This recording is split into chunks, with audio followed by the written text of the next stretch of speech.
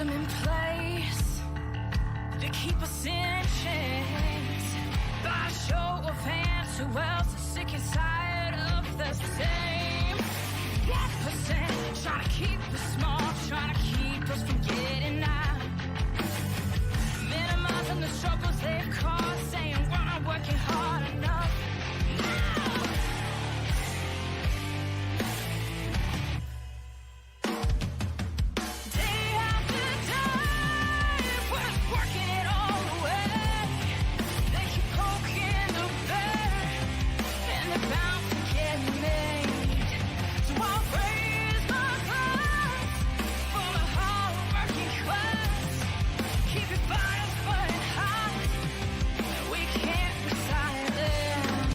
Ladies and gentlemen, for the thousands in attendance and for the millions watching at home, DCK Productions proudly brings to you the greatest podcast in the world! The greatest podcast in the world? Suck it. No, you suck it. No, you suck it. No, you suck it. No, you suck it. I appreciate it if you both suck it. Suck it! We really should stop this fighting. Otherwise we'll miss the fireworks. There won't be any fireworks. And here we go. And welcome everybody to Suck It. I am the great and powerful King of Kings, Prince of all that is awesome. Derek, how is everybody tonight? It is Wednesday. Mike, hump day, Mike. What a day I have planned for you. So not only do I have an amazing guest that we'll get to here in a few moments, but in about an hour from now, I have an amazing, talented group of musicians based out of Maryland and the band called Unchained, and they will be on to put on a rad performance for you guys. So tonight is a can't miss show. It's going to be freaking phenomenal. And I'm a little nervous, to be totally honest with you. So my guest tonight is a world-renowned psychic, has been on, countless, news programs, television stations, has also been named in, the who's who of psychics, he's just world-renowned in what he does. And, I've never talked to a psychic before ever. So I'm kind of curious to see what may or may not happen. So without further ado, please welcome to the show, Mr. William Constantine. How are you, sir? All right. How are you? Thanks for having me. Hey, no problem. It was my pleasure. My pleasure. So how's everything going with you? So far, so good. In this COVID world, it's not too bad. It could be worse, right? Yeah. Could be a lot worse. It could be. I don't even want to know what worse looks like, but it could be worse. Yeah. Yeah, absolutely. So what have you been doing during this, this quarantine, phase of our lives to stay busy? What I recommend everybody do is what I do, which is I take a lot of time to do a lot of inner work, inner reflection, product launches or things that I'm, projects that maybe I've let dwindle down because, life happens. And then now we're in this area where you're able to have a lot of opportunity to relaunch projects or try to get that book that you've always thought that you were going to write, or, people that have been laid off can work on, going to get a job that they want or starting their own business. So that's basically what I've been doing, and obviously still readings, although I've been on a long hiatus from readings for a while. Why is that? Burnout, I think when you work with police and you're doing that type of stuff, you can't unsee the stuff that you see. So it's one reason why police that retire have a high suicide rate. Because they're just constantly impacted and have PTSD from that, and they don't necessarily see the crime happen like a psychic could, an authentic psychic. So So you've done a lot of police work as well. So that's got to be rough. Yeah, police, government, mob. Well, shit. That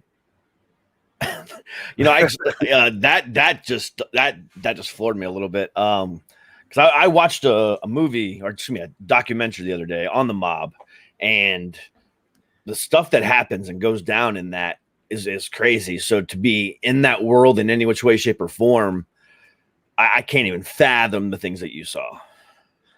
Yeah, I mean, it gets pretty intense. Nothing I could really talk about, but it is pretty intense. And I think what's the interesting part is having worked with government officials and agencies, and then obviously also having worked with organized crime. I think they're two polar opposites, and one's out to get the other, right? So it's kind of an interesting dynamic, and you got to ride the line.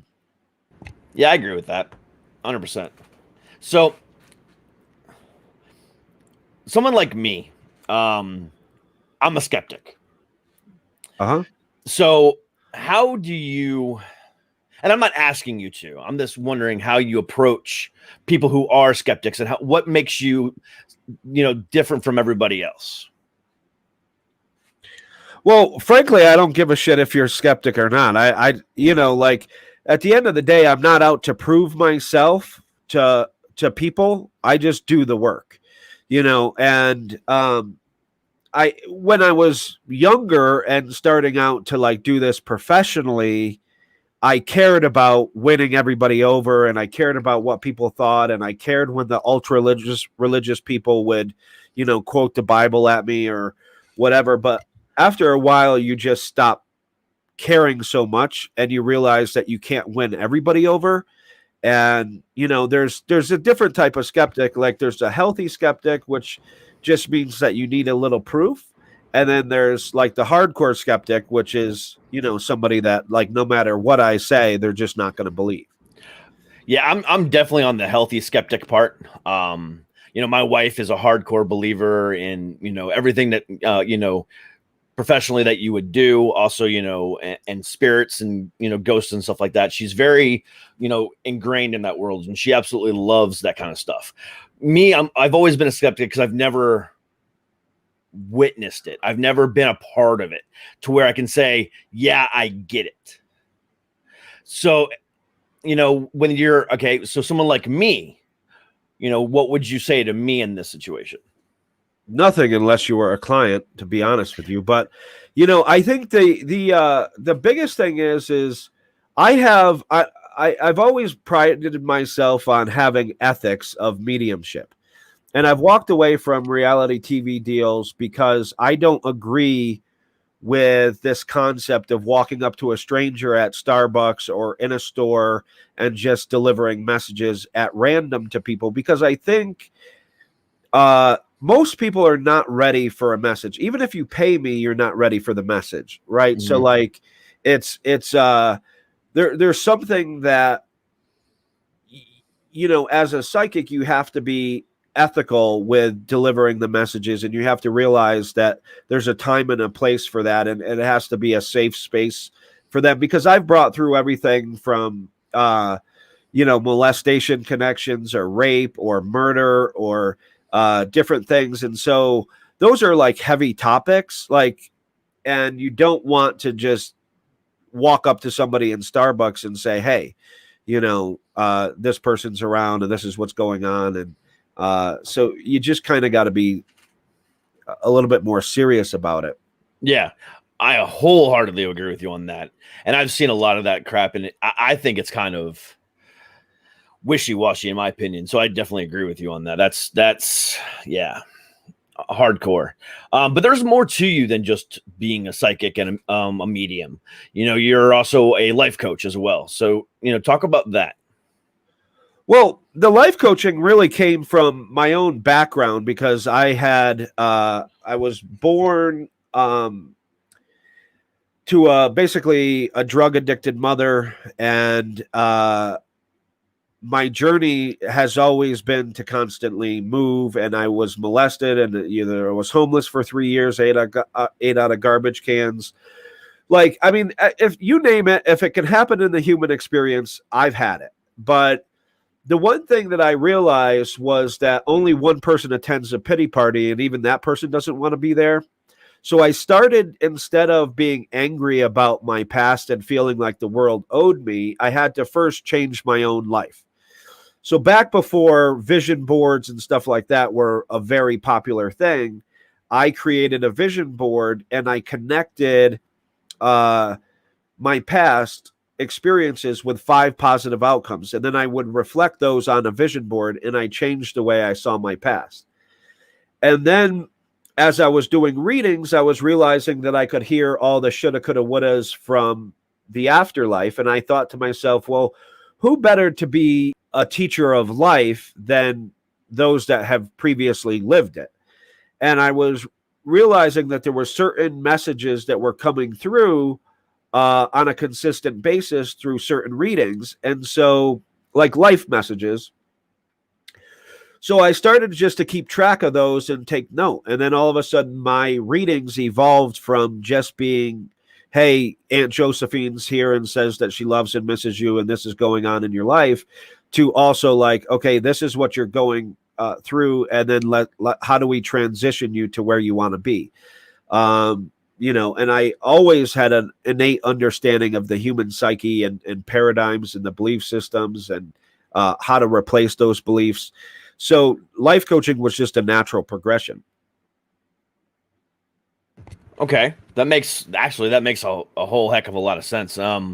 Because instead of just doing one thing and, you know, basically saying, like you said, you know, your aunt misses you versus, hey, you know, this is how, you know, I can see you. That's actually pretty awesome of you. It really is, because, you know, most people, you know, and again, this is why, you know, the skeptic in me, you know, most people are just out to make a buck. And it looks like because of the past that you've had, you're out to, you screw the dollar, you're out to change people's lives and help make a difference. And that's admirable. I think we're spiritual beings first. And I think a lot of people forget that, because the further into ego they go, the further away from the divine self they become. And so one of the biggest things that I try to help people realize is one, like a lot of what they have in their core belief system is not their own, right? It was adopted by, you know, parental figures, by teachers, by friends, whatever. Like, you're given your belief system. When you're first born, you don't come in with a set of beliefs. Like, you love everything, and everything like that. And you're not skeptical about things. You're not hesitant, like, you know, and you learn certain things. And if you don't, if you go to like walk and a parent's not around to respond and you fall down, you're fine. You kind of brush yourself off and you get back up and you go out again. But if somebody's there to gasp or to like rush to you and make you feel like, you know, something is a matter, then you start crying and so on and so forth. So you slowly start building these belief systems. And then obviously, you know, your dad might want you to go into sports and your mom might want you to be a chef or whatever the situation is. And so you're always influenced by other people. And so I try to get people to return to love, which is our ultimate divine state, and operate from there. And not a love where it's because in this reality, a lot of people love with condition, which basically means I love you if you do this, this, and this, and you meet certain criteria, but that's not true love. Like, that's not a divine love. That's not what people would consider God love. Correct. So for those of you guys who have just now joined us, we're talking with world-renowned psychic William Constantine. He's also a life coach and does many other amazing things. So looking back on your life, I mean, you started off with rough beginnings, and I can't even, you know, tell you, you know, how that, I don't even know what that would be like. So to be, you know, for you to be where you're at right now is a true testament to who you are as a person and your character. So that's just amazing. But, you know, how did you end up in this line of work? I mean, what was that first time you were like, oh, something's going on here. I can feel something about this person, or I can, what was that first moment like?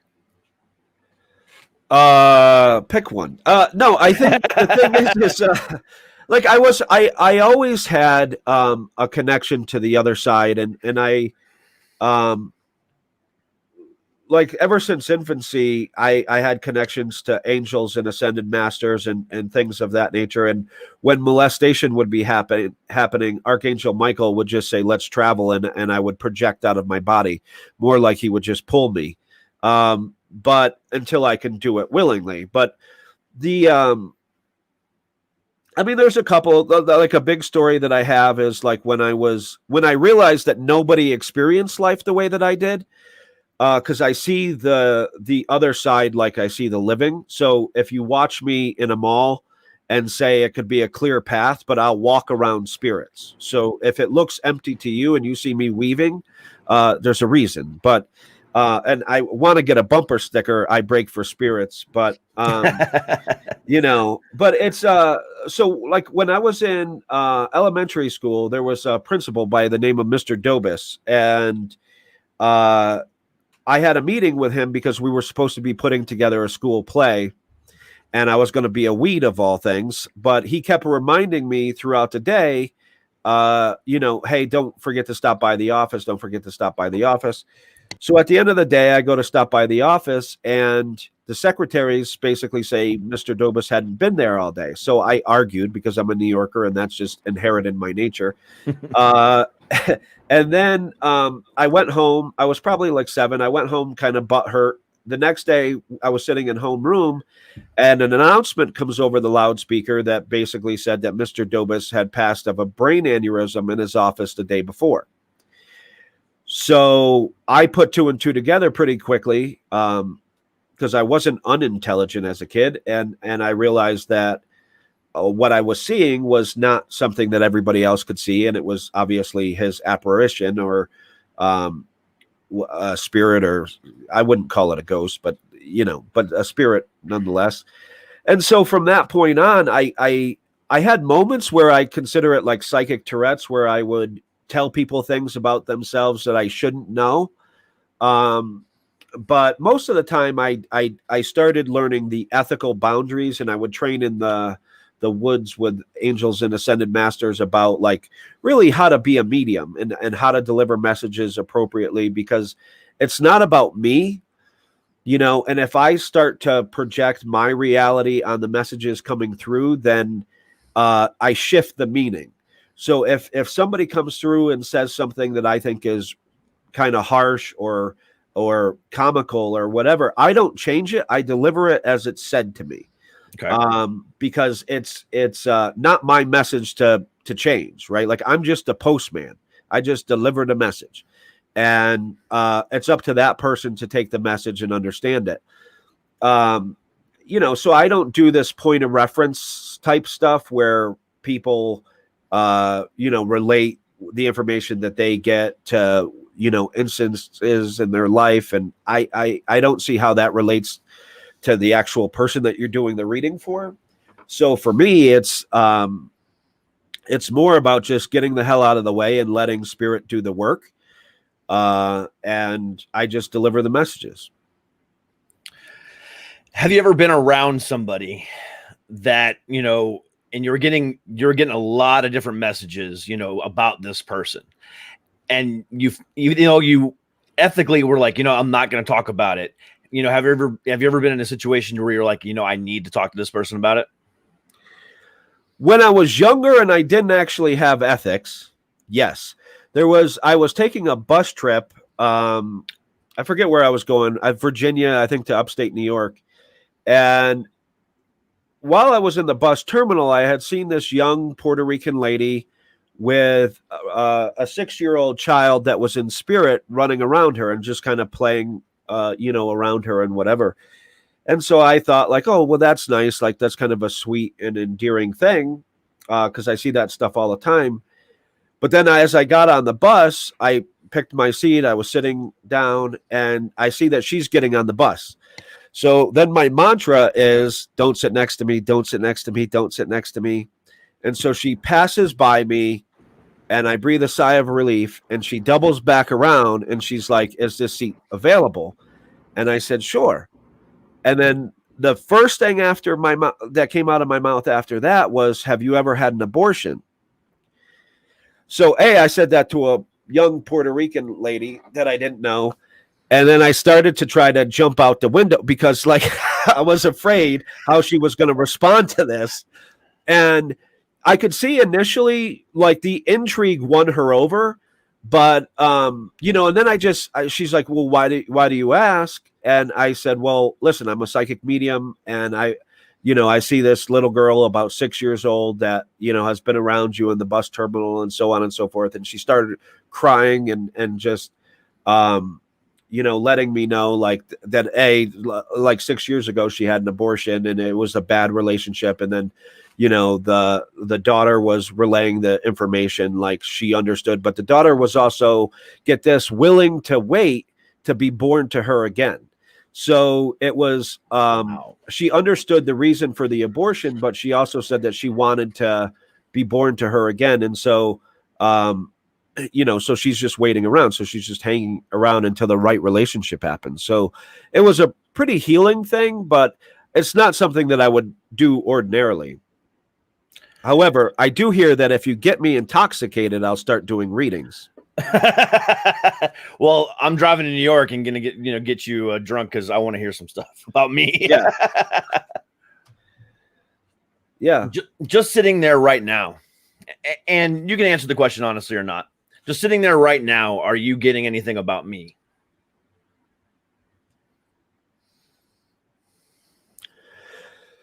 Yeah, I mean, but what do you want to, like, specifically as it relates to what do you want to know?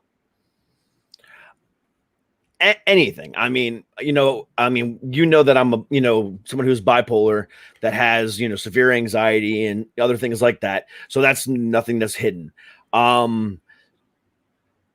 Whatever you can tell me, my life is an open book. So there's nothing that you could say that, I haven't already said on the show. So I'm just curious, to what you see or, because I have some things in the pipeline. So I'm kind of curious about some stuff. Okay, well, see, now we're getting somewhere, because if you're telling everybody I don't watch your show except for I watched it when you had Courtney on, but correct. If you're saying that you've said a lot of your stuff on air, it would be unfair to ask me to like just do a generic reading. So if you have certain things that you're looking for, most people, you're married, right? So like most people want to know about love and relationships or money and finances and that type of thing. And I also think, a potential book deal with you is more likely to happen. Interesting. Because right now I do have some things in the pipeline and pertains to the show as far as some sponsorships and some other things that I'm working on, and I'm just hoping they kind of come through because money does suck right now, to be honest. Well, money doesn't suck. The lack of money sucks. Yes. So, and money is, but you also have to realize that your mindset is what either attracts or repels money from you, right? So like if you're constantly dwelling on the fact that you don't have money, then you're going to constantly be telling the universe that you don't have money.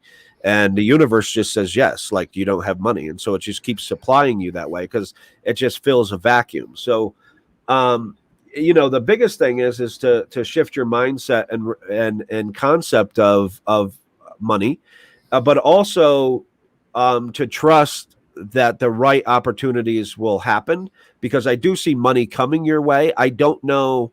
I can't say like, you're going to be a millionaire tomorrow, but like, don't want to be money, I do see money happening, and potentially you taking a stage, a stance on stage at some point in the not so distant future, doing some type of a keynote. Well, that's interesting. Why, you don't want to do a keynote? Well, no, because I actually applied to do one. Oh.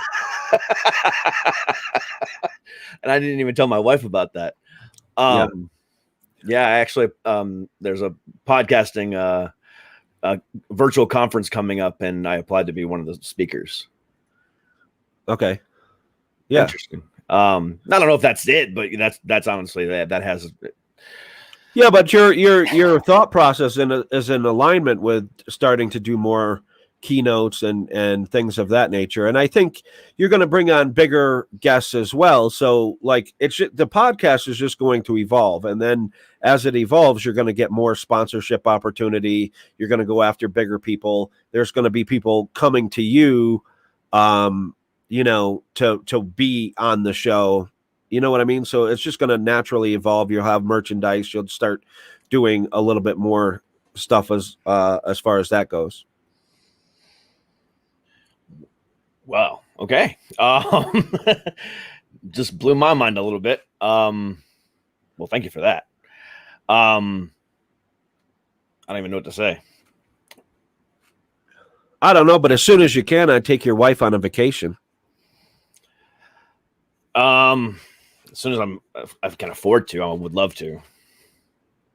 Yeah, because it just seems like there's a lot going on in her life. I know she's not sitting here, but it seems like there's a lot going on in her life, and I think she could use a distraction because it seems like she's the type of person that people go to, I think, and unload a lot of stuff on, and she doesn't always know how to separate herself from other people's problems, if that makes sense.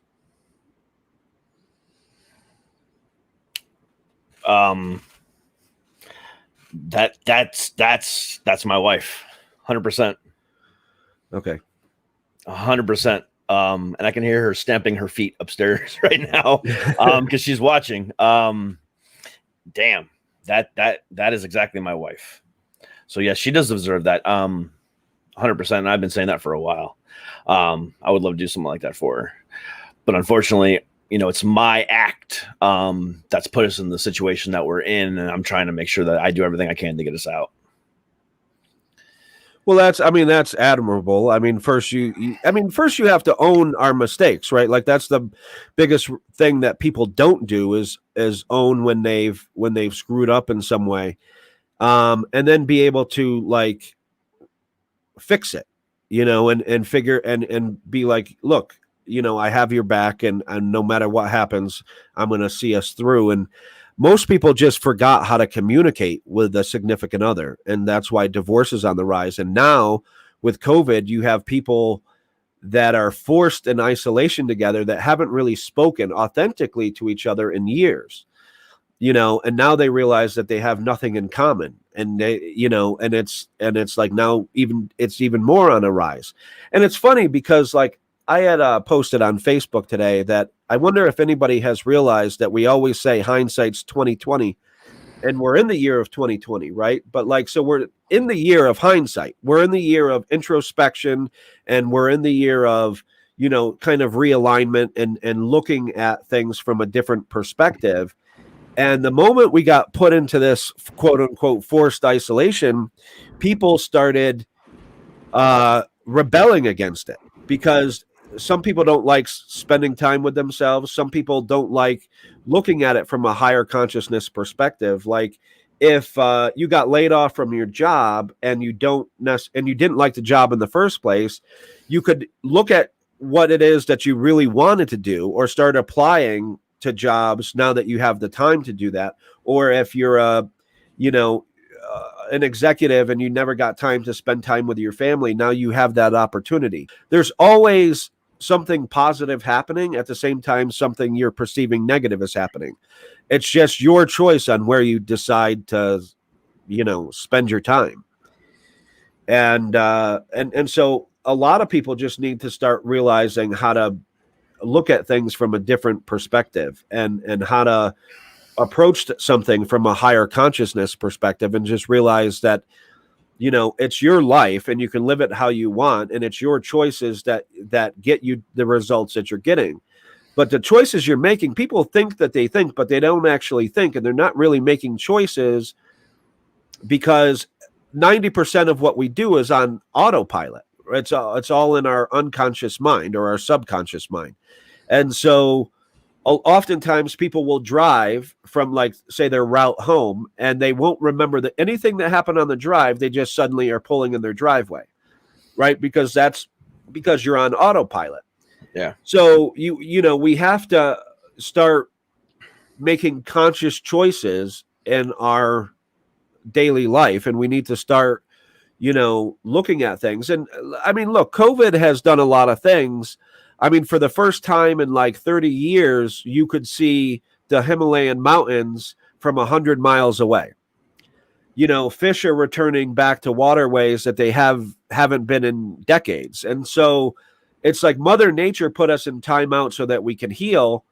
Or you could look at it like, if you want to say God, I don't really see a separation between humanity and God, but some people do. And so that's fine. But so if you want to say God put us in this timeout, then you have to figure out what we're supposed to be looking at. And oftentimes, if you're in a timeout, it's to reflect on something that you're doing, right? Hindsight is 2020 means that, like, somewhere down the road, you're looking back to something and saying, well, geez, I could have done this differently.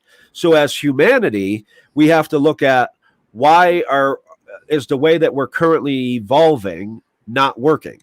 And what can we do to shift that reality, and what can we do to, both heal the planet, but also work with each other? And right now we're in this, great divide. I mean, in the United States, it's more divided now than it ever has been. People are starting to realize that racism never went away. Slavery is just a different evolved version of it.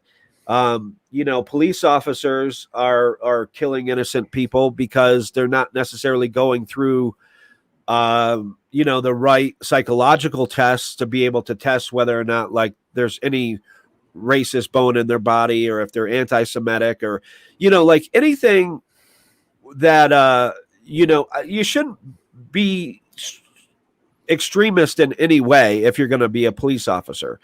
And I think those are the types of things that we really need to start looking at and say, we have it all wrong. We have love wrong. We have connections and relationships. Virtual space is nice, but so is actually authentically sitting in a room with somebody and having a clear communication and a heart-centered communication where you're actually having dialogue. A lot of people, don't know how to really have authentic dialogue, and they don't know how to communicate with one another. They don't, people get in relationships and the man stops pursuing the woman after the first time they slept together. And so now he stops asking questions that really make her feel attractive, or like that you're showing interest in her. There's a lot of things that make a woman feel attractive, but when you stop, asking those questions and you start focusing on you, the relationship falls to the wayside, and then she starts to think that it's not working, or, like you're not interested, or you don't find her attractive. And so you always kind of have to treat every day like day one. Yeah. And there's a lot of things that you said in there that definitely pertain to me directly. One of the things that you mentioned was the fact that, whether you were laid off and you're trying to pursue something that, you've always wanted to. And that's exactly what happened to me. I mean, while I wasn't laid off, I was actually terminated because of the show, to be honest. And, now it's like, okay, so you're going to terminate me because of the show. So the show's now going to become my life. But I almost feel selfish in a way, because like you said before, I have put a lot of stress on my wife, and my wife does feel like she's taking on a lot, and she needs a break, and, stuff like that. And it's almost like, I come on the air every day, or I spend a lot of my day, working on this and trying to perfect this. And it's like, am I making the right choice on, being selfish for the first time in 20 years and actually focusing on something I want to do? And is it going to end up paying off, or is it going to end up killing my marriage and killing myself? Well, I mean, first and foremost, you have to realize that, like, to be in a relationship with an entrepreneur is a difficult thing, especially if you're conditioned to believe the societal norms that you have to go to college, get this degree, work this job, to work this, and the thing is all that's nonsense. At the end of the day, there's people that have an entrepreneur spirit and they can hustle and grind to make it happen. I think the universe has opened a pathway for you to pursue this and has also incubated you in this time of COVID, right? Because everything has a time of incubation. Babies are 9 months. The bigger the idea, sometimes the bigger the incubation. But, I think, for something like this, you've come a long way in a short period of time. But I also think, it's trying on a spouse that thinks differently. And it's not necessary. And I think some entrepreneurs get into the point where they feel like their spouse doesn't support them or doesn't believe in them. And sometimes that's the case. But oftentimes it's just a misalignment with, your two different paradigms, because you're obviously wanting to hustle and you see the end goal, like you see the gold, right? Like, podcasting could be a great income earner. You could be able to provide for your family. And so sometimes we have to make small sacrifices to reach the greater goal, right? So, right now you lost your job, but you've gained this. And so I don't think you're operating at a loss, and whether or not it breaks up the marriage is entirely up to the two of you. I mean, you have to keep the communication going, and you have to show her, the fact that it's actually moving in forward momentum. Like, you have to show her, look, it's a struggle right now, but we'll get through this and we're going to build an empire together. And that's the key. Actually, to be totally honest with you, it's kind of the opposite. She's the one, I'm the one that's getting stressed out. I'm the one that's having my bipolar days. I'm the one that's, getting really depressed. And she's actually saying the words that you just said. She's the one that knows I can build an empire. She's the one that knows that I'm going to be successful. And so she's actually reassuring me on a daily basis. So it's not that I'm afraid of losing my marriage or losing my wife, and it's not that I'm afraid of her being unsupportive, because that's completely opposite. It's my own insecurities and my own anxiety and my own bipolar brain that tells me that I'm worthless, and no matter what I do, it's never going to be good enough. Yeah, but that's conditional thinking, and so at the end of the day, if you're blocking your own success with, stinking thinking, like, at the end of the day, like, only you could change that. And, by her supporting you the way that I was saying, I just had the roles reversed, but like, by her supporting you in that way, you should also begin to borrow some of her belief in you and know that this is going to actually work. And I think the problem with being a skeptic is a lot of people are skeptics in various areas of their life. And, and so if you're skeptical of your success, that's counterintuitive, right? Like, because in some ways you're blocking your own success from happening. And even though you're being successful to this point, you're not necessarily seeing it as yourself being really successful. You might think that it's a whim, or that, like, it's just a fluke, and then eventually it's going to go away, and then you're going to be, left with nothing. So, like, you have to believe in yourself, of all things, because and the content that you're putting out there, I think, is really what you want to believe in, right? Because content is king. And so if you're putting out really great content, people will come, and, and then you'll get sponsorship, you'll get the advertisers that you want, you'll get the opportunity that you really want. And it's, and you'll have instances where people will pick your brain, and then they'll take your advice and spin it as their own, and, and try to do their own spin-off of your show or whatever the situation is. And so, like, that's just a natural thing, right? Like, people like to ride people's success or coattails, and it's not necessarily unfortunate. You know, and I say, like I always say, jealousy is the greatest form of misdirected admiration.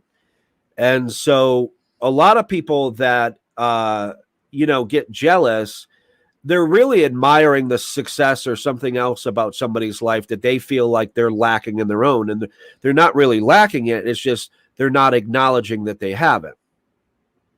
So I think you have to start creating a list of the things that are really successful. And the fact is that you got fired or let go or whatever the situation is. But at the end of the day, this podcast is now your sole focus. And that's what you needed in order to make it a success. Because you wouldn't be where you are now had that not happened. Yeah. That's the truth. I wouldn't be, and I wouldn't have had the success that I have had in the short period of time if that didn't happen. And you hit the nail on the head. And like I said, it's just, you know, I guess, you know, like I said, it's with being, you know, the mental health stuff that I have, it's hard to push out the demons in my brain. I call him Bipolar Bob. He likes to, you know, have a boxing match with me every once in a while, and it'll just come out of nowhere. Like I've had a great last 2.5 days, and then all of a sudden, for some reason, within the last couple hours, I've just been on a downward spiral, and now it's like, okay, now I'm fighting that battle again, and it just sucks. Because I've actually been really looking forward to having this conversation with you, and I didn't plan on asking you to read me or anything else like that. That was never part of the conversation. I just wanted to have an honest life coaching session with you, and, you know, talk about other things like that, because a lot of people come to my show for that purpose. You know, a lot of people come to my show to hear my issues and then will relate to them, and then talk about how, well, if Derek's dealing with them, I can too. So that's kind of, you know, where I wanted to go. And I'm, you know, but you did all of that, and I appreciate that, because that does mean a lot to me, because that's what I needed to hear today. Well, and anxiety is fear, right? Like at its core, it's fear, right? Like a lot of times when you're anxious, you're fearful about an outcome, or you're fear that you don't have control. Now, control is an illusion. We never really have it. The only thing we can control is our perceptions of things and how we respond to them. So at the end result, you know, when first off, I wouldn't subscribe to the belief of a diagnosis of like bipolar, right? Because I think that automatically sends a message to the universe or to God or whatever that you believe that you have this, and then, you know, it becomes a hindrance for you rather than something that could actually propel you forward. And so a lot of times when anxiety happens, we have to ask ourselves better questions so that we can work through the fear, because fear, as they say, is false evidence appearing real. So at the end of the day, it's not real. And so we have to, like, I hate roller coasters. I don't like them. But, you know, I know if I get on one, I'm not going to die. I could, but I'm not, you know, most likely not going to die. But you can have that. So that's the thing, like with fear, is especially around COVID, everybody is fearful because they don't have a job. They don't have the income source that they want. They don't have this, they don't have that. And it becomes this sense of lack, and suddenly they feel like their life is spiraling out of control. And that's really where anxiety comes in, and panic. But that's also what the media is shoving down everybody's throat every day, you know, because I've talked to doctors that are told specifically that even if it's natural causes or some other death cause, that they're to put COVID-19 as the cause of death. Yeah, I've heard that too. Yeah. You know, and so at the end of the day, that means the death numbers are inflated. But get this, there's 130% difference between the success rate of people surviving COVID than there is those that die from COVID. Now, granted, when you're elderly, you could catch the common cold that could turn into pneumonia and you could die. That's just like you're more susceptible to things as elderly. Mm-hmm.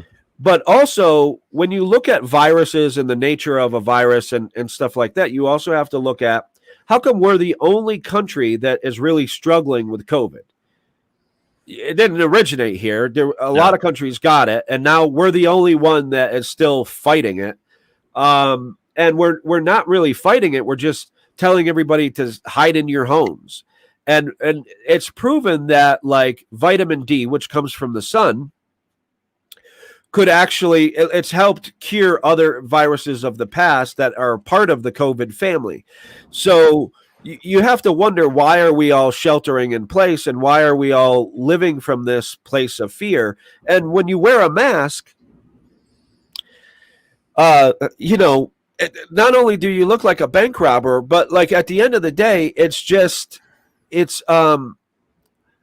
everybody is touching their mask. They're always grabbing at their face. They're always like pulling it down. They're adjusting it. They're doing, you know, so they go from touching surfaces, which they still say that, I mean, they've wishy-washy with how you get COVID, but they say that like it was on surfaces. And so then when you touch a surface and then you go and adjust your mask to pull down to talk to the, you know, teller or whatever, and then you pull it back up. Now, if you've potentially touched COVID, now it's on the inside of your mask and you're inhaling it directly. Not to mention, most masks don't release all your CO2 that you're breathing out. And so people are getting lightheaded and dizzy from wearing masks. You know, the New England Journal of Medicine had said that like COVID requires really two things, which is one, close proximity for prolonged exposure, like 30 minutes or more. And so the social distancing doesn't really make a whole hell of a lot of sense. Now, masks make sense in a clinical setting, you know, and masks make sense if you've been diagnosed as being like COVID positive, which the tests for COVID are only like 60 to 70% accurate. They're faulty at best. So, you know, it's like at the end of the day, like if you test positive for COVID, yeah, put on a mask so you're not spreading the virus. But, you know, people staying at home and not being able to live their life or being afraid of going out for walks. I mean, I go out for walks every day. I do wildlife photography. So I'm constantly outside. And most of the time when I'm in the store, I don't wear a mask unless it's absolutely mandated. But I'm also not buying into the fear. I'm not buying into the fear of the pandemic. And I also believe that if I caught it, I would, like any other virus. Like what happens when you go to the doctor? The doctor says, well, you got a virus. It's got to run its course. There's nothing really that we could do. It's just got to run its course, and then bada bing, bada boom. They might give you some antibiotics or some other stuff. But they don't really know what to do with a virus. And that's why they call it practicing medicine. You know, like we don't, you know, like and I believe all cures are in nature. And so I believe one reason why, like I like when COVID hit, I was in Alaska taking photos, and I was staying in a hostel where there was a bunch of people from China and Japan and all sorts of, you know, places, but I didn't get COVID. And I'm not saying that COVID doesn't exist. I just don't think it's as big of an issue as the media is pushing it out to be. You know, and I also think that we don't have government like on state level that is actually coming up with a coherent plan on how to solve COVID. Every state is doing their own thing, and we're like, it's three blind mice and nobody knows what the hell the other one's doing. And there's no plan of action to say, this is how we prevent COVID. Yet we're not really even touching out to other countries, mostly because we're ostracized from them. But like, we're not asking other countries that have this under wraps. Like, how did you do it? Like, what were the action steps that you took? You know, we're not having authentic communication. Now, that could be because we have our fearless leader that has, in a lot of ways, ostracized the United States from other countries or in some way insulted them. But, you know, I think this isn't a Trump thing. I think COVID is definitely being used for political reasons right now. Yep. But, you know, like COVID it's not like Trump said, okay, let's release COVID so that we can delay the election and I could potentially get Kanye West to like run as a president candidate so that we can get votes from Biden. Not say, and so the whole thing is that people have to look at COVID as, it's teaching us something about humanity, and it's teaching us something about ourselves, and it's giving us an opportunity to better ourselves in some way, whether that's realigning with a long forgotten passion, or reconnecting with your spouse and learning how to love each other again, or like connecting with your kids, or whatever the situation is. There's so many opportunities that COVID is doing for us that so many people are focused on what it's taking away from us, and it's not really taking anything, except for what we allow it to take. Yeah, I definitely agree with you on that, because I mean, it's you're right. Nobody knows their ass from the hole in the ground at this point with what they're doing. I mean, Governor head up Trump's ass in Florida, talked about how great it was to have the kids back in school. But yet, Virginia, like where I'm at right now, has all their schools closed still. So, who's right, who's wrong, and we don't even know. And it's confusing, and it's weighing on people's, mental health big time, because we don't know where tomorrow's going to be. And that's sad. Well, tomorrow's tomorrow. Today's today, and I think that's the problem with humanity, is a lot of times they're either stuck in the past or they're stuck in the future, and nobody's actually living in the now.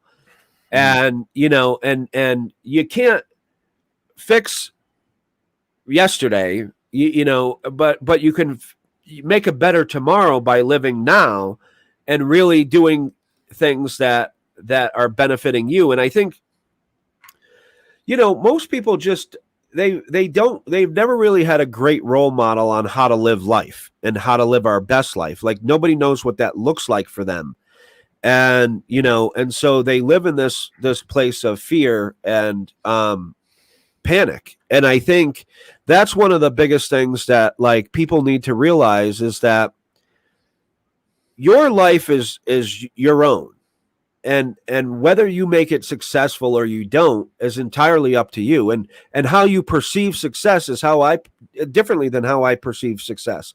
So it's not for somebody else to say, okay, Derek, you're successful, or you're a loser, or, like that's only your job to align to that belief or not. And, when everybody gets negative thoughts where they doubt themselves, or they're not necessarily sure, but it's on the other side of our comfort zone where we truly begin to live our best life. And that's where we truly begin to have a real life and a real human experience, and when you are dialoguing with another person, how I look at it is I'm dialoguing with another aspect of myself, or God, or however you want to see it. Because I don't believe that there's a time and space where I end and God begins, or I end and you begin. So when we're having this dialogue, I think that I'm having a conversation with an aspect of myself that I may not choose to exist or accept that exists within myself, right? So I am authentically listening to the other half of the conversation, which in this case doesn't happen a lot. But, like, I think, when you're having that, it's about authentically listening and realizing that there's another perspective that you can have. And you can grow from every human interaction that you have. And it doesn't have to be declared positive or negative, and we control what we project on it, right? Like the value of $1 it's a piece of paper. It really doesn't have a value. And now we don't even really deal in physical money anymore. We got this virtual stuff with like plastic cards, and so like, there's no real money. Like, and it drives me nuts because like when I go into the store, I'm like, there used to be a fucking day where you could go in and actually pay cash and walk out and not have to answer surveys, ask questions, give you my phone number, ask my address or the zip code or all sorts of weird stuff. Like you used to just be able to go, take your stuff and leave. There was none of this other like 50 million questions on a machine, sign the thing, enter in your PIN code. Like now we've complicated it. Like technology has complicated it in a lot of ways where it should have streamlined it.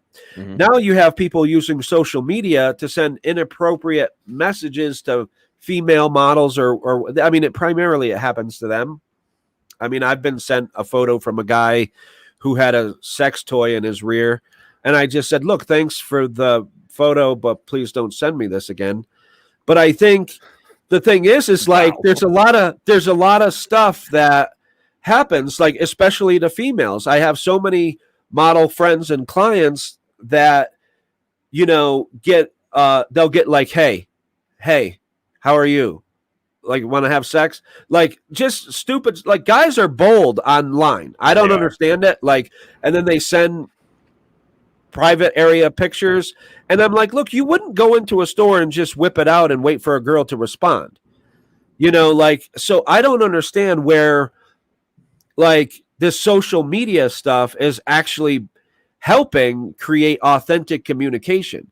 It would be great. It has the potential to do that. It has the potential to really help unite the world if we weren't being so self-serving with everything. Yeah. Even as a man, I still don't understand the whole dick pic thing. It's like, in what world does a man think, hey, I'm going to send my dick to this woman and then I'm going to have sex? I still don't get that. In what world has it ever worked? Did it ever work in the real world? Where you, like you said, where you walk up into somebody in a bar and just whip it out and like, hey, it's never worked in the real world. And you'd be arrested. Like, so, and that's the thing is, it's like there's this false sense of security that social media allows people to hide behind. And, and ultimately that's a problem. And it's a problem, especially for females, because especially after all this Me Too movement, that's still sexual harassment, right? Like, there's bullying online, there's sexual harassment online. Everything has just migrated online. Like, there will probably be a time when we don't have TVs. Everything's just on cell phones or computers or iPads or some other device that hasn't been invented yet. And, and like, we're slowly becoming lazier by society standpoint. It's more expensive to eat healthier than not. It's which is why we have obesity on the rise. We could literally cure hunger probably in 30 days, but nobody wants to do that because it's about, feeding the cash cow, and there's different industries that run everything like agriculture and big pharma, and so people don't want to admit certain truths. And I think, if you want to be a conscious human being, you have to ascend into higher levels of thinking, and you have to really start thinking for yourself and start looking at things and doing a deep dive and ask yourself, like, question yourself on why you feel a particular way about something, or where that belief came from and why you have it. And is it serving your highest and best good in this moment? If not, let it go. People think that personal sacrifice is about sacrificing what we want to so that we can continue having the experience that we're having. No, personal sacrifice is sacrificing the things that no longer serve us, that are preventing us from getting that which we want.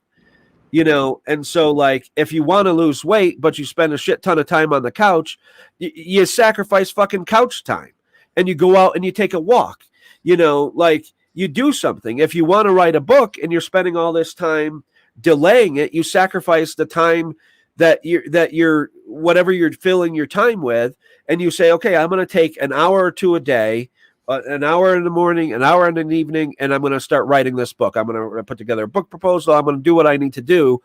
If you want to go back to school, you make time for it. You sacrifice something that, that no longer serves you, right? Like, and sometimes it's people hang on to friendships that no longer serve them. And you could have friends that hold you back because they're afraid of your ascension.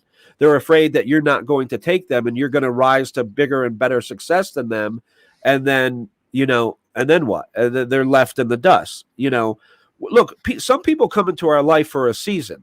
Some last a lifetime. but it's not our place to say, I want you, you're only here for a season, but I want you here a lifetime. No, like, who cares? If you lose a friend, you lose a friend, move on. Life is too short to get caught up in minor details. There's so many people. What is it, 9 billion in the world or some nonsense? Yeah, the 9 world's billion. the world's overpopulated. There's plenty of people to be friends with. And you want to, there's just, you're a direct reflection of the 5 closest people to you, right? So, like, if those 5 people don't reflect the lifestyle that you want, change it. Meet new people, reach out to different people. There's, 5 degrees of separation from you and anybody else in the world. Think about that. I mean, like, literally, life is not that complicated. We complicate life. We do. 100%. We do. And I believe that, the more, we get down to the who we really are and the truth behind each individual person, as a whole, the better off we'll all be. Once we realize, that it takes somebody being true to themselves in order to be true to the outside world. And I think a lot of people are, again, you said it, hiding behind Facebook or Instagram or Twitter or whatever the case might be. And then when it's time to be real in the real world, they can't do it. Well, yeah, and everybody is looking for internal happiness in the external world. They're looking for the external experience to allow them to feel something about themselves. That's the reverse of how you're supposed to do it. And so how you feel about yourself is a direct, your outer world reflects that. So whether or not you're successful or not, like, you have to feel successful on the inside first, and you have to, acknowledge the different success that you have.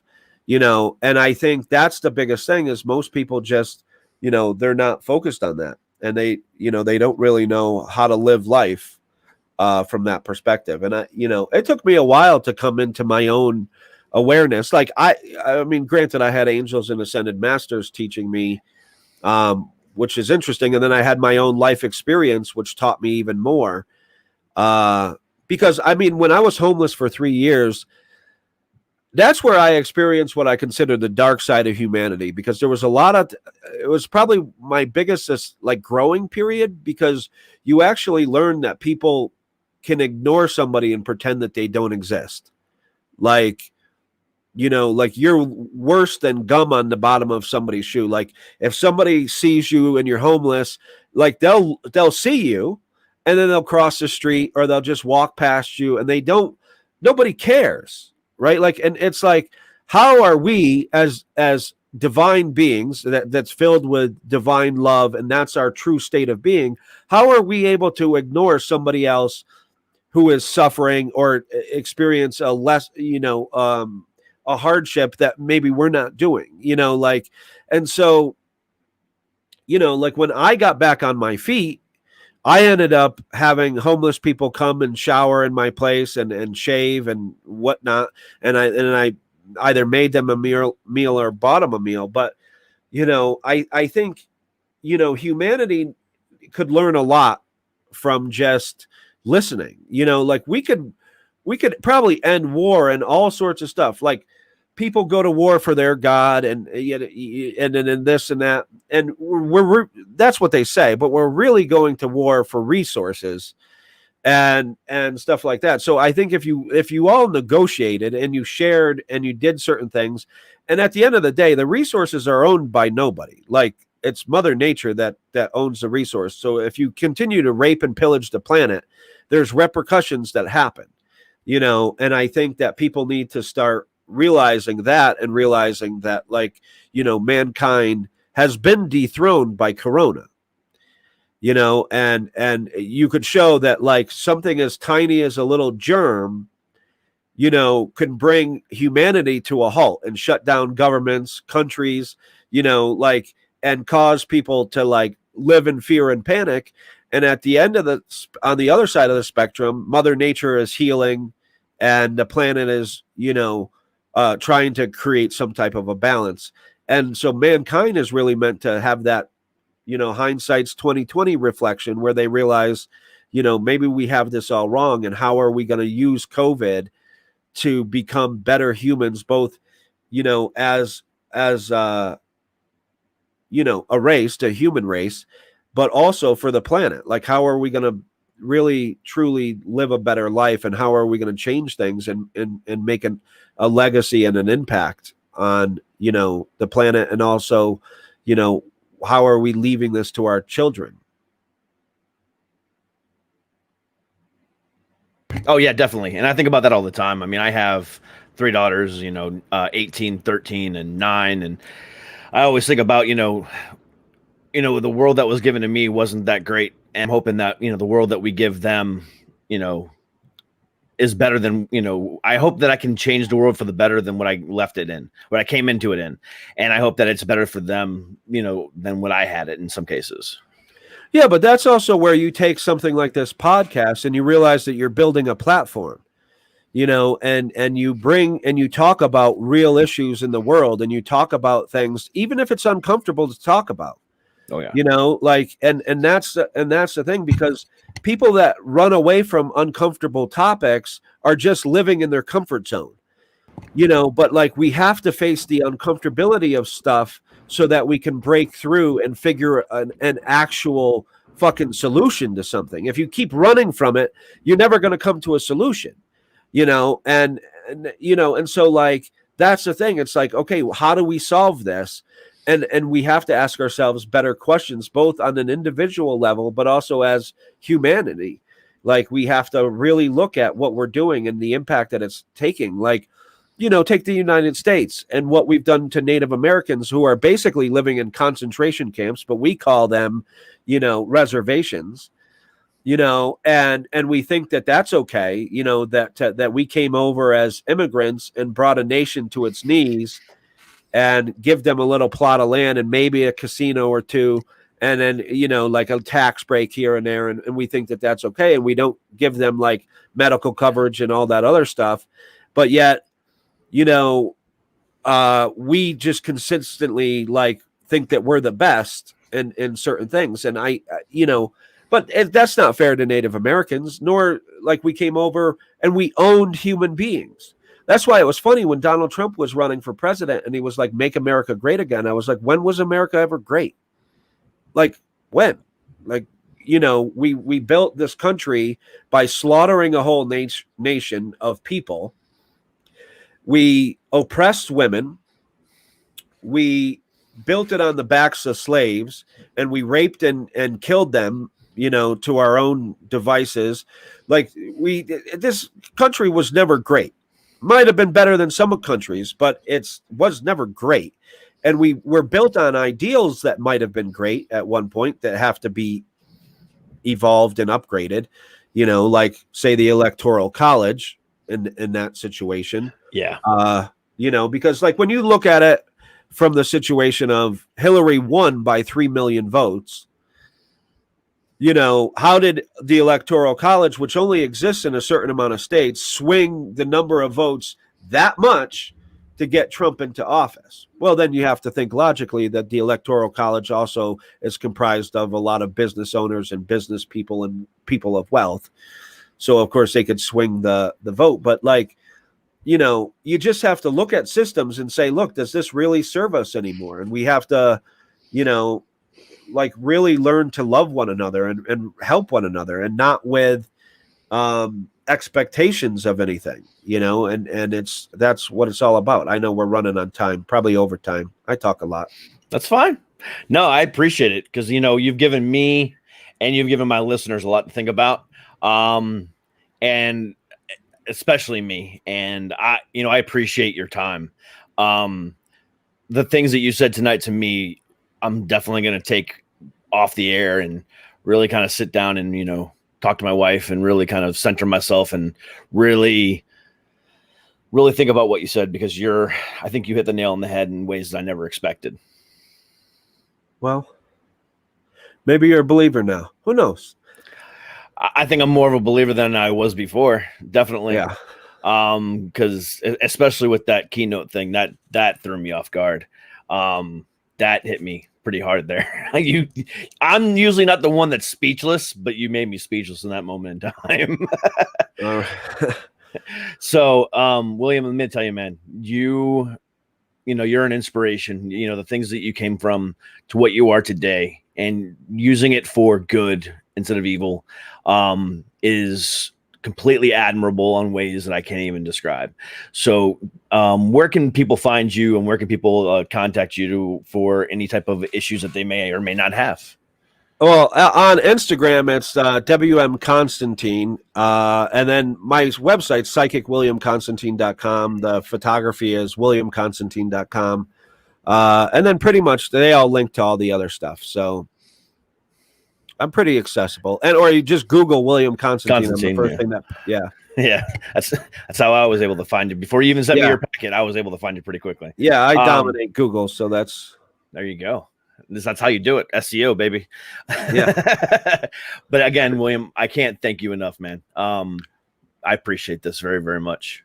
No, I mean, thanks for having me, and thanks for doing what you do. I mean, it's not easy taking a leap of faith and doing a podcast and trying to reach an audience, or trying to share a message, or whatever your goal is for the show. I don't really know. Judging by the name, it seems a little edgy. So like, I think that's what you're trying to do. I think you're trying to challenge societal norms, and you're trying to talk to movers and shakers that actually could provide different insight, and that takes courage. And so, like, thank you for that. I appreciate that. And I definitely will want to have you back on again. Because this was a great conversation. I feel like we could talk all night. Like you're awesome, and I really want to have you back again. But I will definitely keep in touch with you. I have all your contact information, and I appreciate you very, very much. All right, thank you. Thanks for having me. Hey, no problem, man. You have a good day now. Yeah. All right. Holy shit. Woo. All right. So we're gonna take a quick break. Pause for commercials, and we'll be back with the band Unchained. Guys, ever wonder how I get this manly beard looking so good? It's all because of Viking Revolution. And at Viking Revolution, not only can you get some great beard balms, but you can also get some great beard oils, as well as some awesome quick shower pads, which helps prevent you stanking up after the gym. Also, these great wet wipes, which help prevent, stanky after going doo-doo. And also some pomades and some other great products, all at Viking Revolution. So do yourself a favor, go to dcproductions.com/sponsors, click on the banner, and get yourself some of these great products. Viking Revolution. Join the revolution. Guys, have you ever wondered how you can help support the channel and also look fucking cool in the process?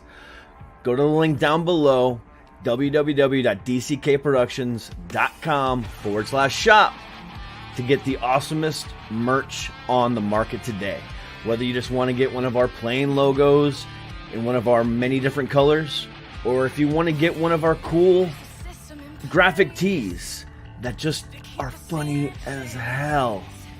The choice is yours, but definitely pick up your choice of any one of these shirts in any color, any size, any style that you choose at www.dckproductions.com/shop, or click the link in the bio.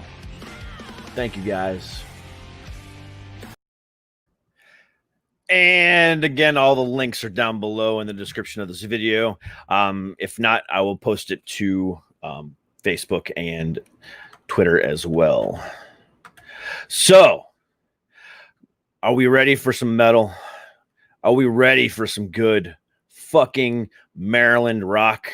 Because I sure as hell hope so. Please welcome Unchained. What's up, guys? Nothing much. You guys ready to kick some ass? Oh, hell yeah. All right, well, then I'm going to leave you the hell alone. I'm jumping off screen, and you guys will sit there and rock it. The show is yours. Thank you. 1, 2, 3, 4.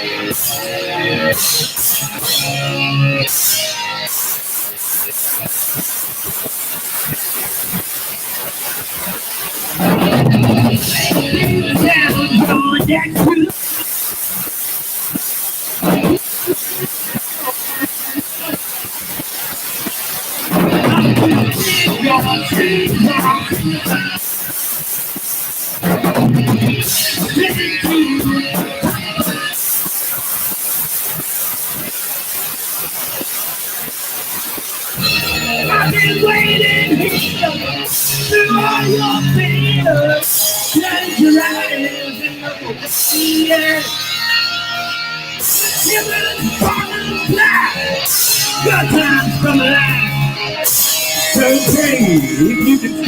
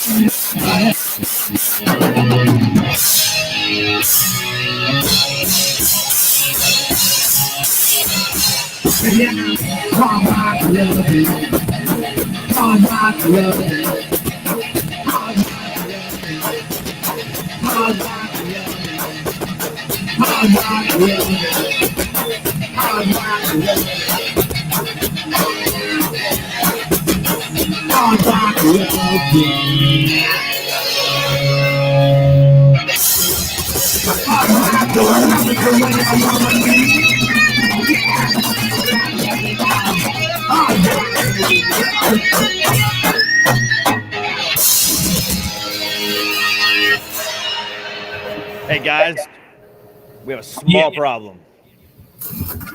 The symbols are drowning everything out. It's causing nothing but static on your end. Crap. Guess you're going Michael, buddy. That's fine. All right. Let's switch to mic later. Go ahead, talk to people. How's everybody doing out there tonight?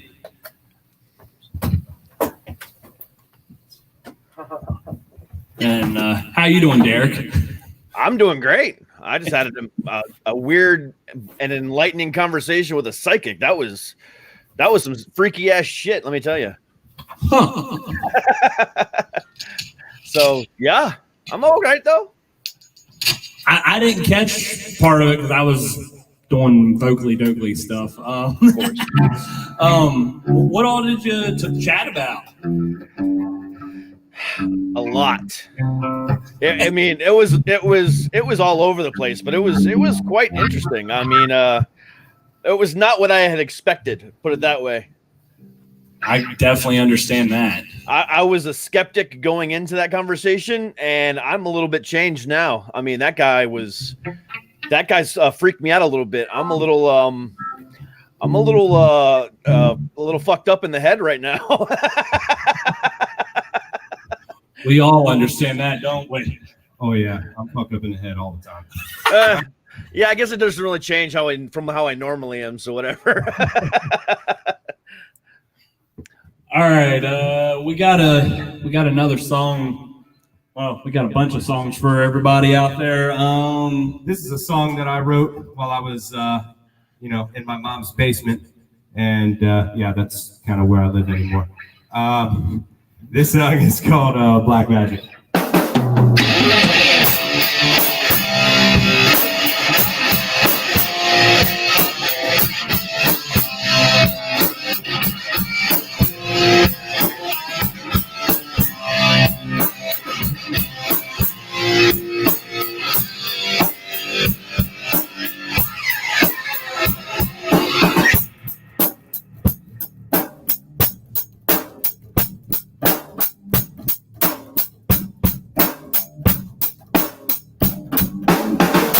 That girl's got me wrapped around her finger. Don't know why, but I just can't shake her. I can feel something in the air linger. Tell you that it's tragic. She just wants to have it. Oh, feeling automatic.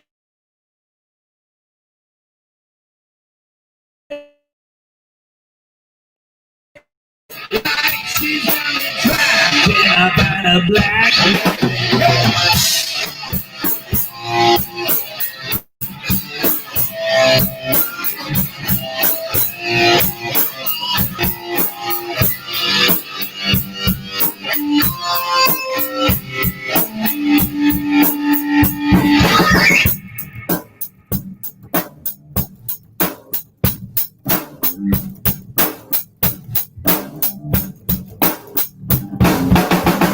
She watches every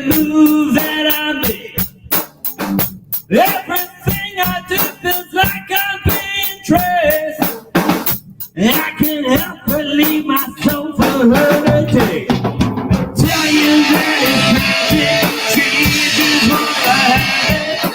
Oh, like she's running in a bind of black.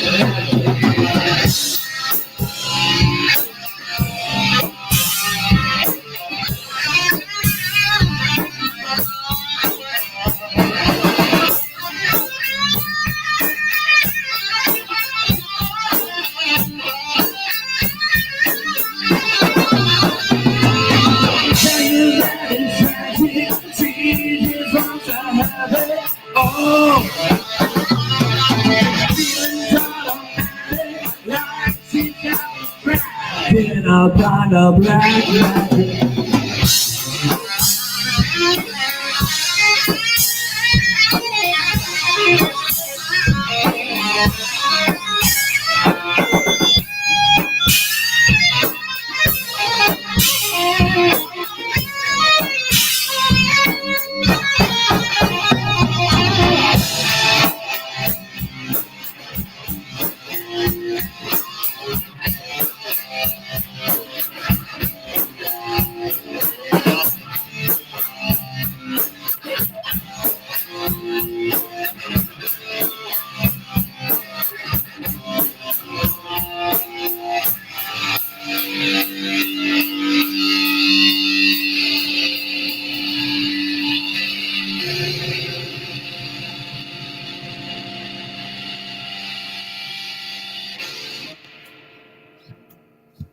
All right. While they're changing their guitars back around.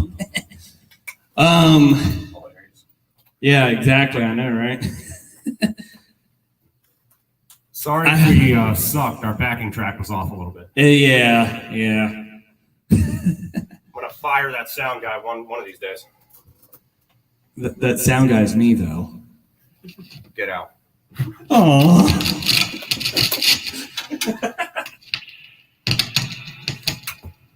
Hope we got all the technical difficulties straightened out there with the cymbals and everything. Yeah, that was better. Yeah. Awesome. All right, hopefully my pedal can keep up with this next one. If you guys like a band from the 90s called Alice in Chains, this is a song by them. So let's give it a whirl, guys.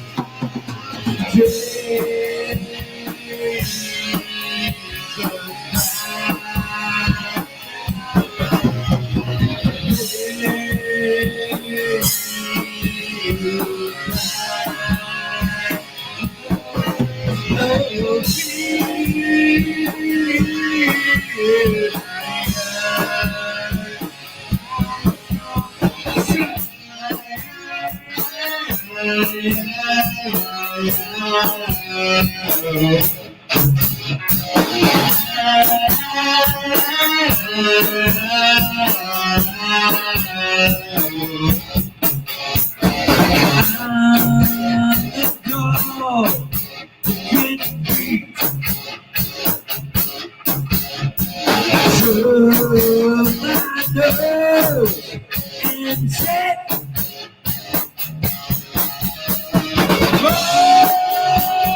oh, dear God,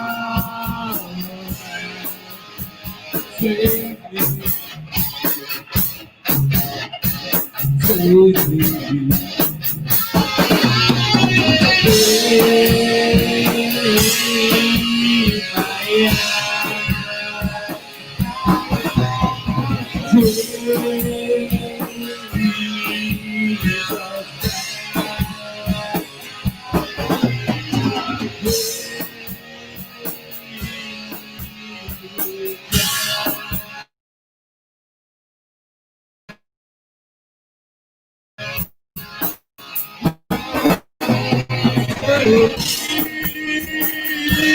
save me.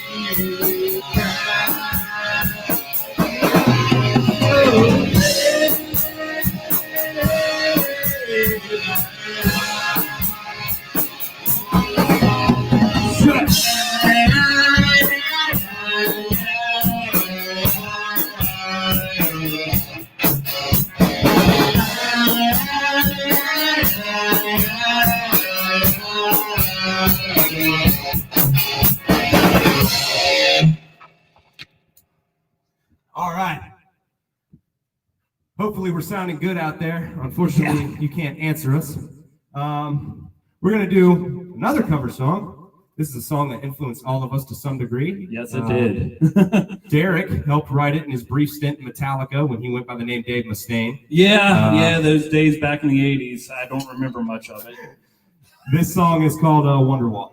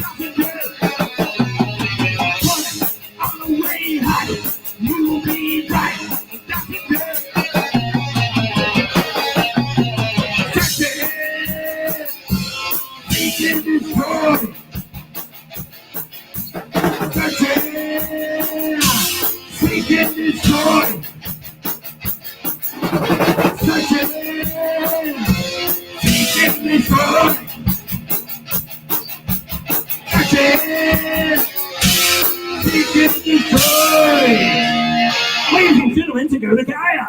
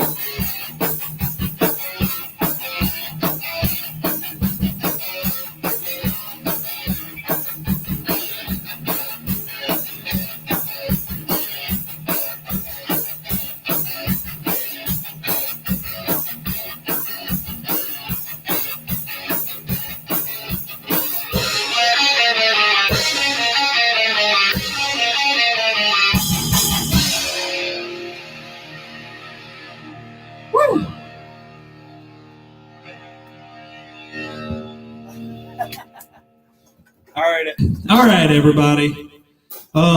Michael Maverick here. He wants to show you what he can do on the 6-string.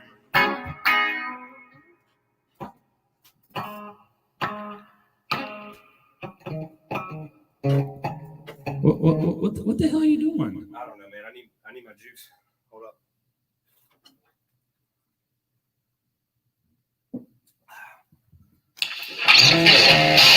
That's better.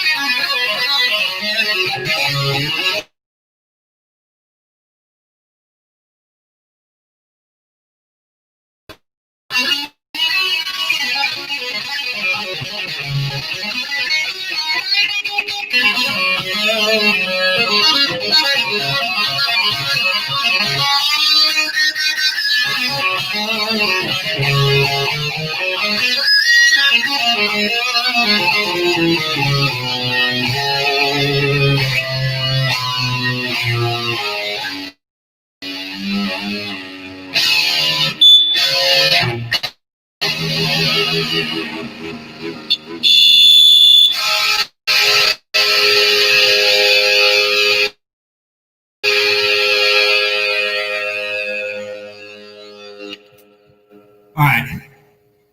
Now that we're through with all that mess, how many guys out there like women, huh? Everybody likes women. Women are fun, right? They're beautiful. You might want to call them sometimes hot.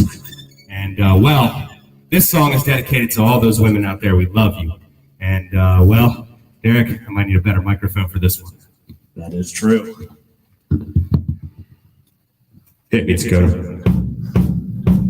All right.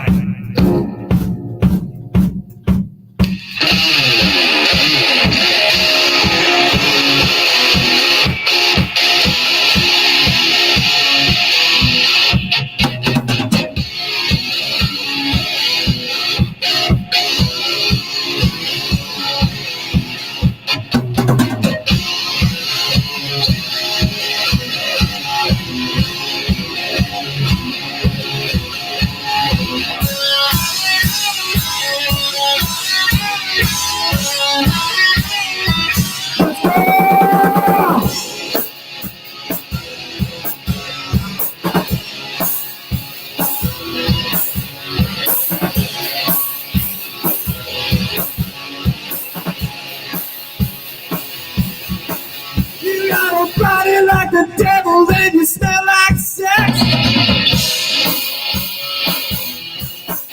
Well, I can tell you're trouble, but I'm still upset.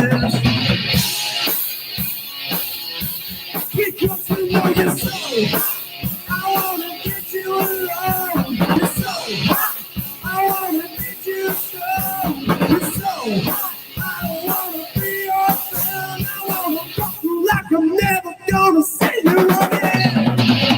Yeah.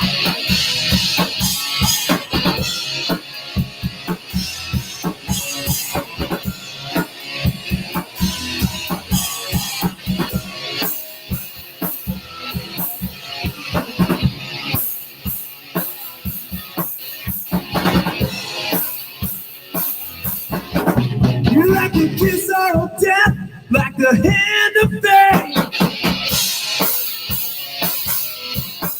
Well, I can tell you're trouble, but I still wanna take. Because you know you're so hot, I wanna get you alone. You're so hot, I wanna get you stoned. You're so hot, I don't wanna be your friend. I wanna fuck you like I'm never gonna see you again.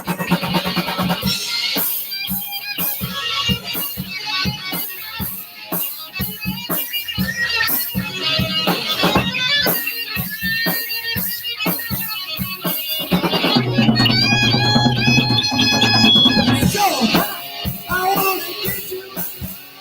You're so hot, I wanna get you stoned. You're so hot, I don't wanna be your friend. I wanna fuck you like I'm never gonna see you again.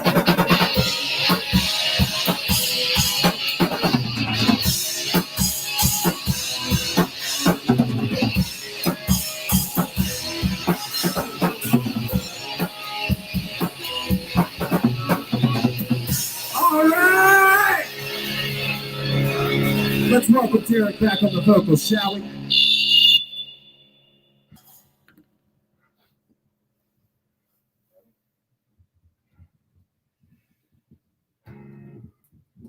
All right. Michael's getting all tuned back up. How many evil people are out there? I wish y'all could tell me, because I like hearing that stuff, but hey, we got a hands up. This next one, it's an old Diamond Head song that Metallica covered. It's called Am I Evil? Hit it.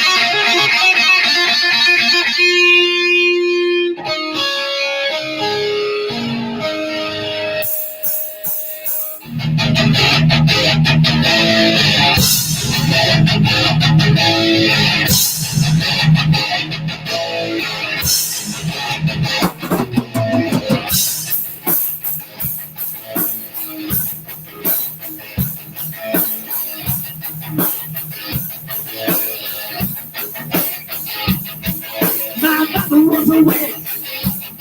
She was burning live. Thankless little bitch. For the tears I cried. Take it down now. Don't wanna see you dead.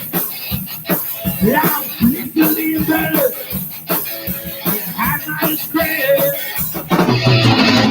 27 hour workers now.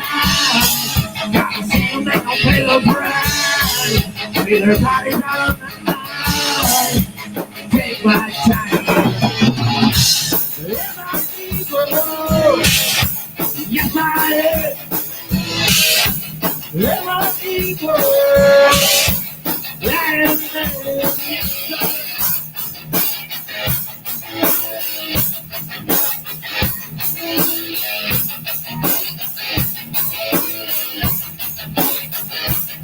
Yes, I walk out on the sky.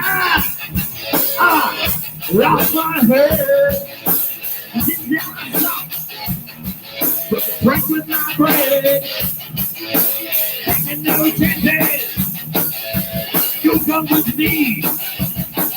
I'll put you to the bone. We'll set you free.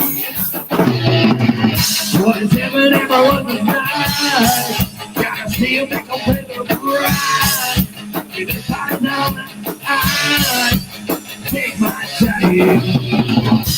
Am I evil? Yes, I am. Am I evil? I am man. Yes, I am.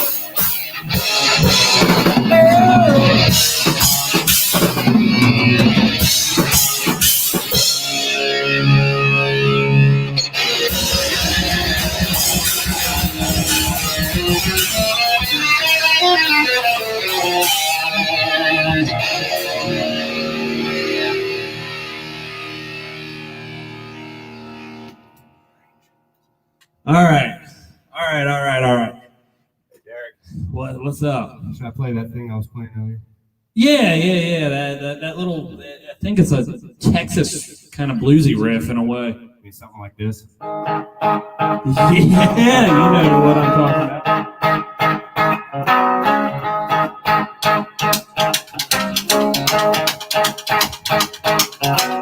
Rhythm spreading around in that West Virginia town. At the shack outside Memphis. Yeah, you know that one I'm talking about. Just let me know if you want to stream tonight and watch Unchained on the Suck It podcast. Yeah. Hit it, man.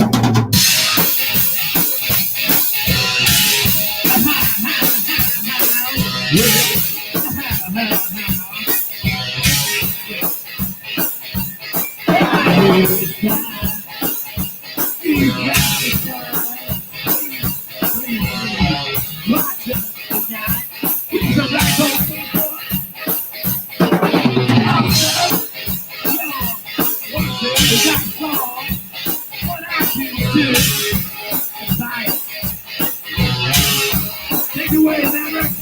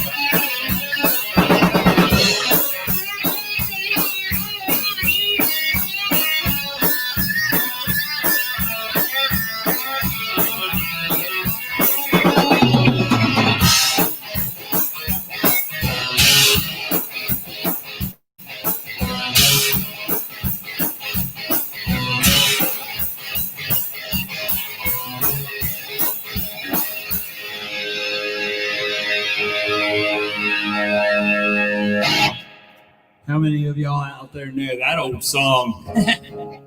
I rearranged the lyrics, obviously. All right, this next one, this is a song that's on iTunes. iTunes, Google Play, Spotify, Napster. OnlyFans, Pornhub, anywhere you want to find it. Napster, including LimeWire too. This song is a song that we all pitched in and wrote. Everybody in this band had something to do with this song. It's very important to us. It's very more on the serious side, more on the heavier side of Unchained. This song is called 1,000 Times Goodbye.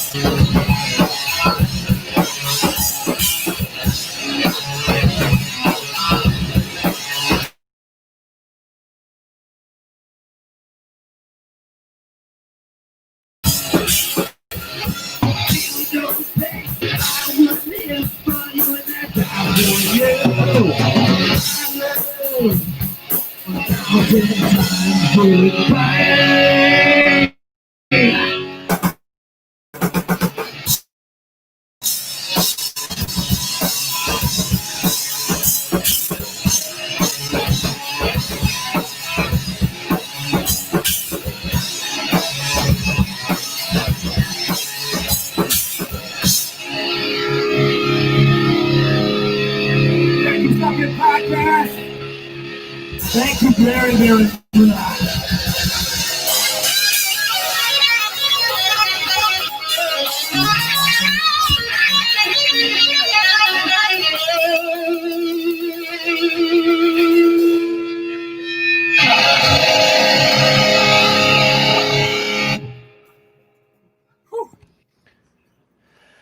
Y'all kicked ass tonight, man. Thank you. Thank you very much.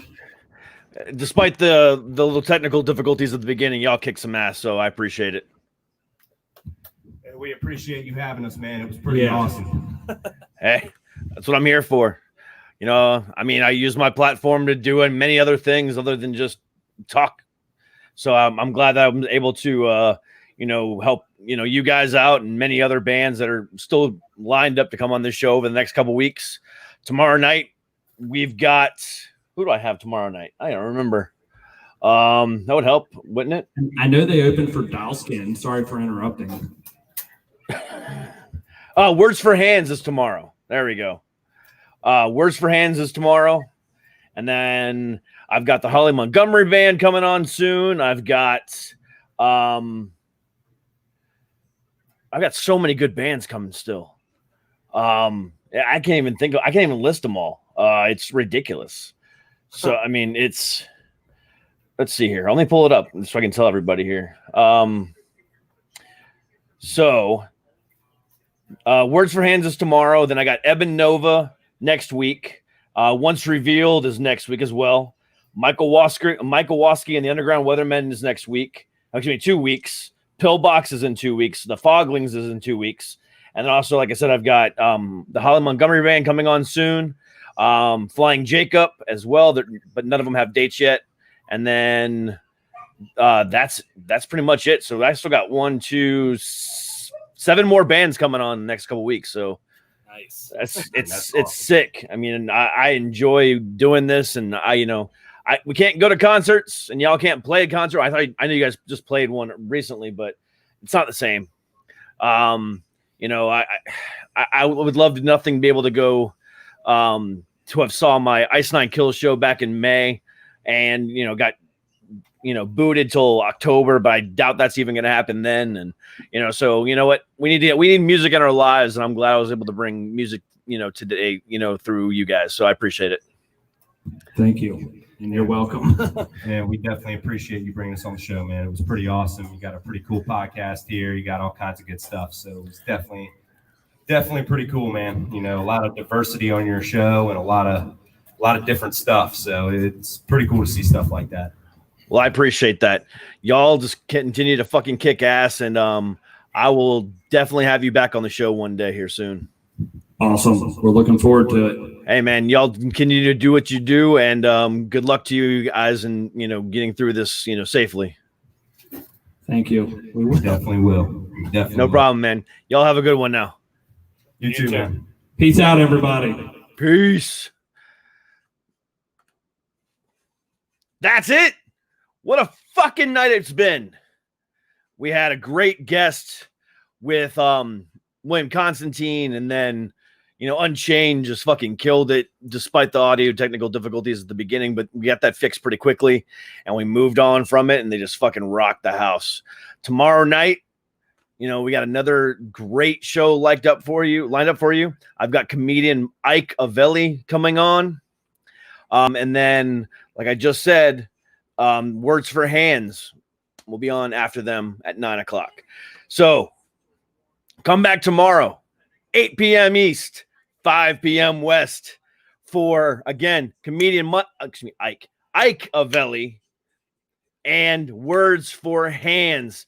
It's going to be another fucking spectacular Friday Eve here on fucking Suck It Podcast. I appreciate you guys from the bottom of my heart. I love and appreciate you guys more than you will ever know. So stay healthy, stay happy, stay heavy, and we'll see you tomorrow. But until then, peace.